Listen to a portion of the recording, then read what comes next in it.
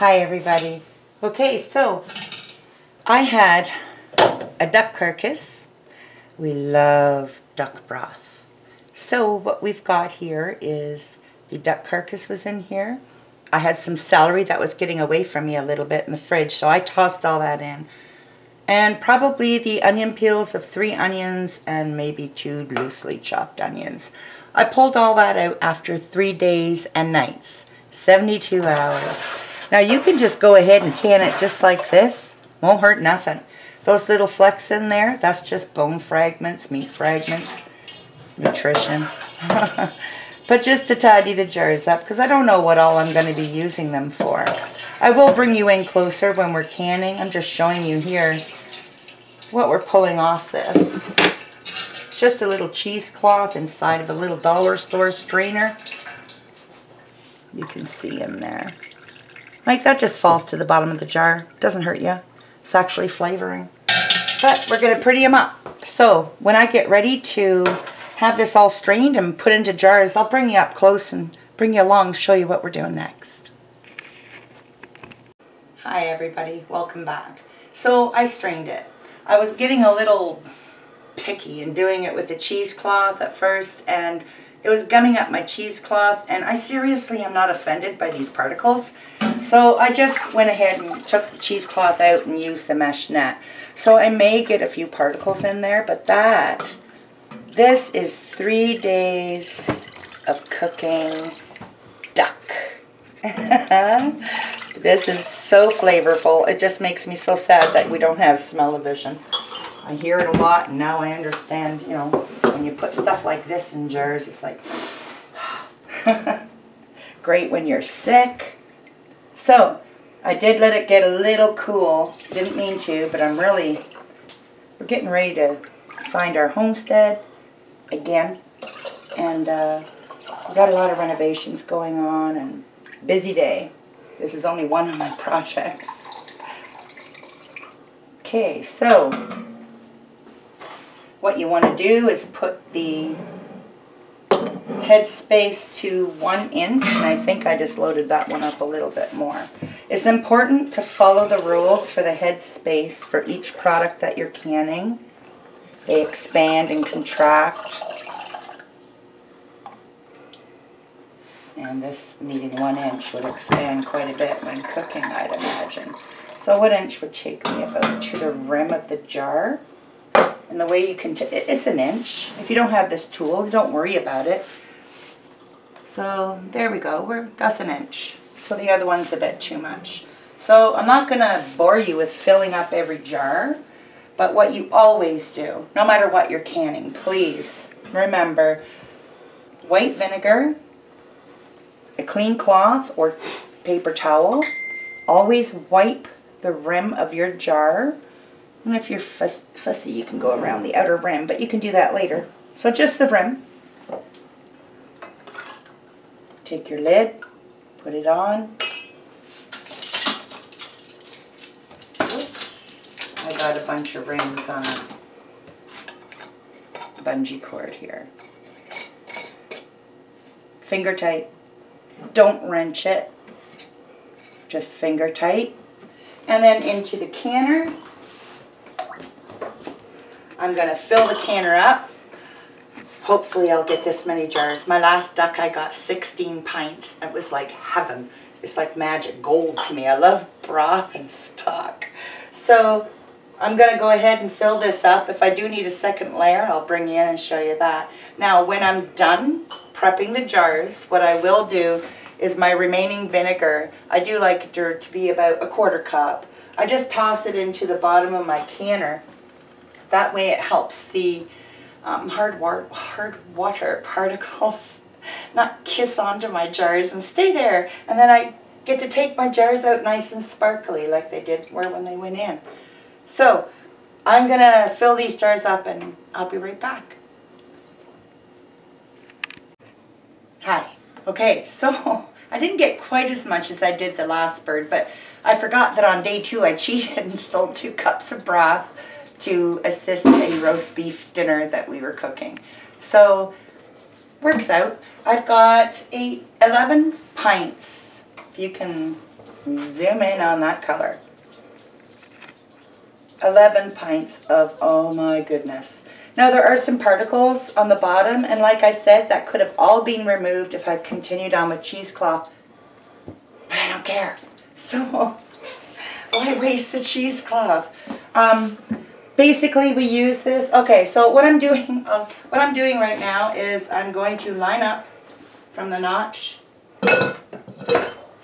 and click it. Make sure that all the teeth are in fact engaged on that little bracket to hold it in place.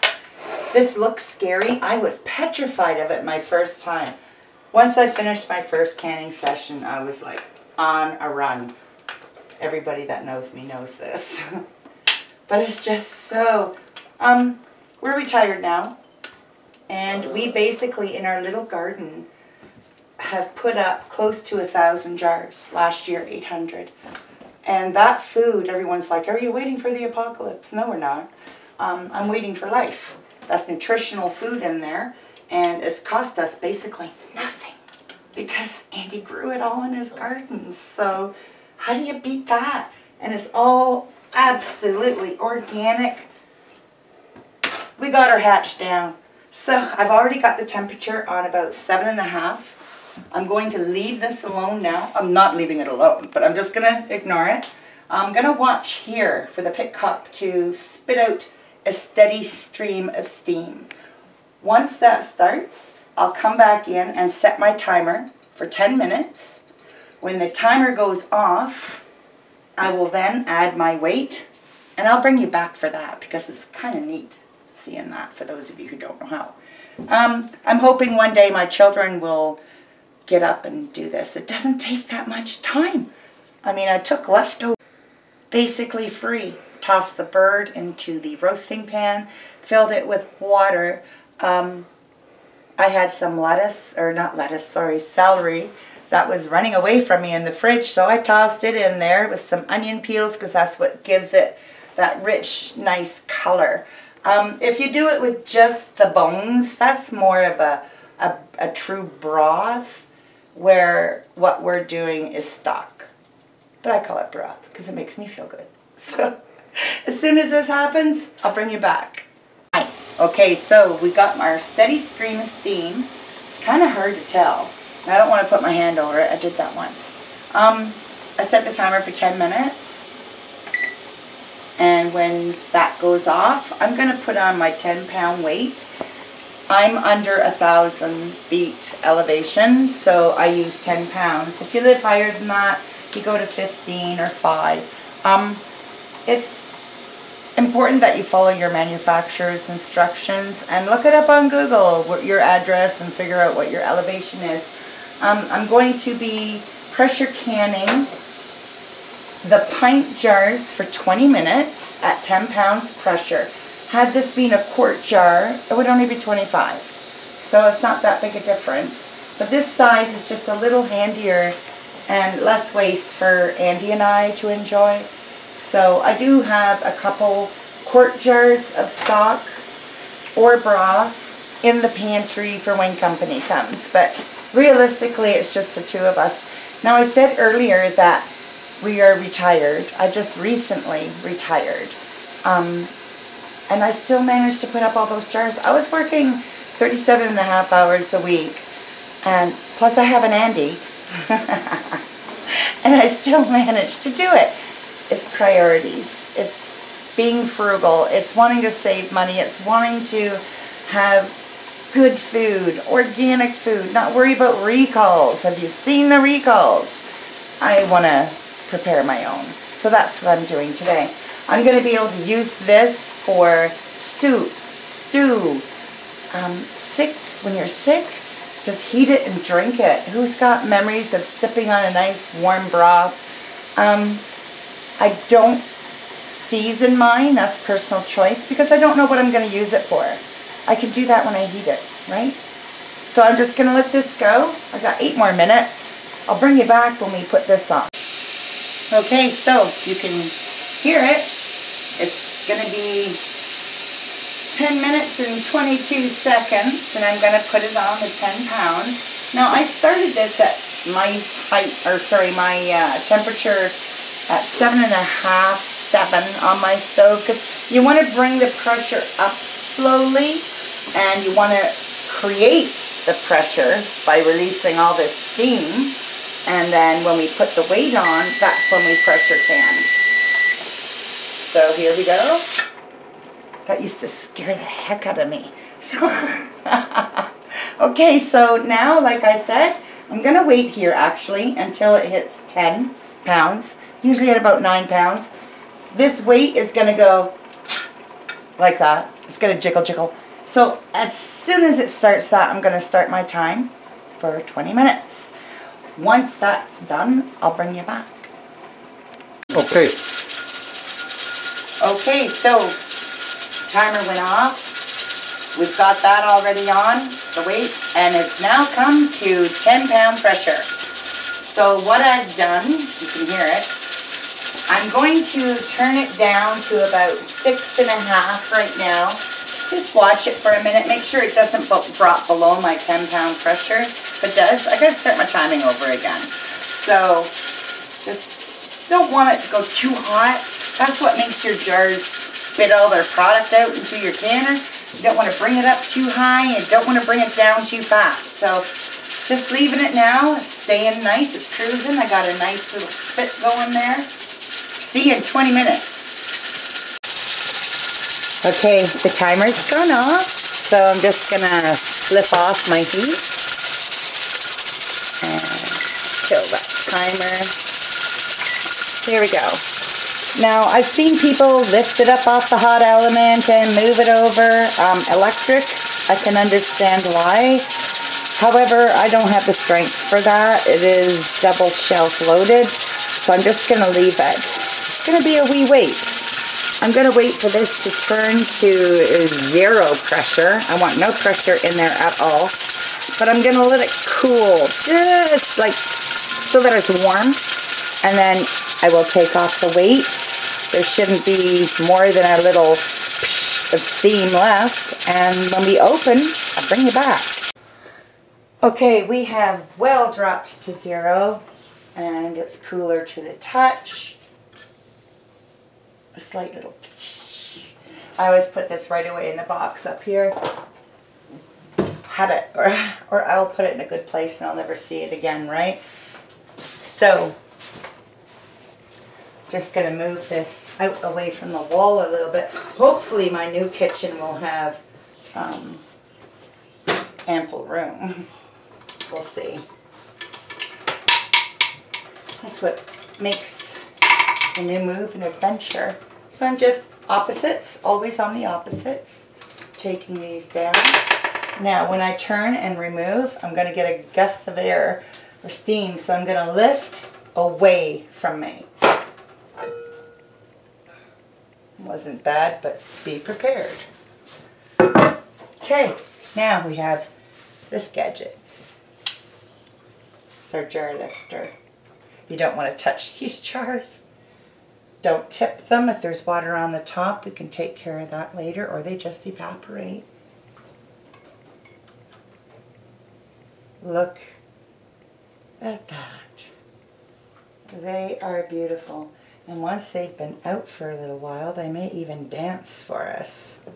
They just boil inside. It's beautiful. Yes, starting. This was a tray that the extras sat on. And here's our bottom layer. Oh man. For me, there's nothing as rewarding as a beautiful broth. Nothing. I shouldn't tip that. They're still sealing. Tipping it could result in it breaking your seal, so it won't seal properly. So make sure you get a good inch in there, in between jars. Good airflow.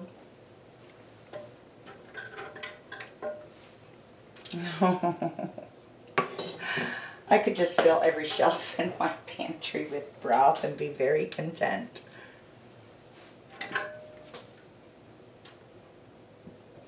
I even use it to boil my rice. And here's another thing. Where can you buy organic duck broth? Nowhere. Not that I'm aware of. Beautiful. So, just going to leave these sit here on the counter for 24 hours. I will then remove the rings, give them a nice soapy cloth wash, make sure there's no food on the outside or anything, or spillage, or nothing I want to go bad, right, when it's in the pantry. And then I leave the rings off, and I put them in the top shelf of my pantry because it's in the darkest section. All my meat products are in the darker area of my pantry. So, hear them popping? I call this a success.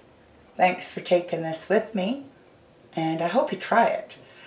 They've got some really nice pressure canners at Walmart, Bed Bath & Beyond. I think you can get them, the Prestos, for like $59, $69, $79, depending on the sizes. They're small, right? The small ones come in handy later, trust you me. Okay, thanks again for joining us. Remember to like. I hope you're subscribed. If not, please do and join us on this journey. And comment. I love the comments.